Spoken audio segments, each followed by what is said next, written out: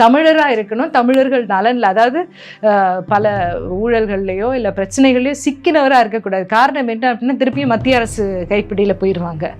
அப்போ நம்ம வந்து ஒரு ஒரு ஒழுக்கமான ஒரு ஒரு என்ன சொல்கிறது நேரான ஒரு அரசியல் பண்ணக்கூடியவர்களை தான் வந்து தலைமைக்கு நம்ம கொண்டு வரணும். எல்லா இடத்துலையுமே அதுதான், இல்லைன்னா அதுவே ஒரு வீக்னஸாக மாறிடும். அப்போது இன்றைக்கி வந்து மக்கள் வந்து அதை பற்றி பேசாமல், இல்லை சாதியை பற்றி பேசினாலே தப்பு, கேவலம் அப்படின்னு நினைக்கிற ஒரு மனப்பான்மை கொண்டு வந்துட்டாங்க. இன்றைக்கி 84% ஆண்கள் குடிக்கிறாங்க. குடியை சர்வசாதாரணமாக்கிட்டாங்க. எந்த இடத்துல போனாலும், அதாவது செலிப்ரேஷன் அப்படின்னா, அதே மாதிரி ஜாலியாக இருக்கணும் அப்படின்னா, அந்த குடி இல்லாமல் எதையுமே அவங்களால சிந்திக்க முடியாத இடத்துக்கு கொண்டு வந்துட்டாங்க. ஓகேவா? அதையும் தாண்டி வீடுகளில் பார்த்தீங்கன்னா சீரியல், பெண்களுக்கு அந்த சீரியல் அடிமை. இன்றைக்கி பிள்ளைங்களுக்கு வந்து கஞ்சா ரொம்ப சுலபமாக கையில் கிடைக்கிது. இப்போ நான் ஒரு சின்ன ஆராய்ச்சி பண்ணிகிட்டு இருந்தேன். ஏன்னா சமீபத்தில் ஒரு மரணம் நடந்தது.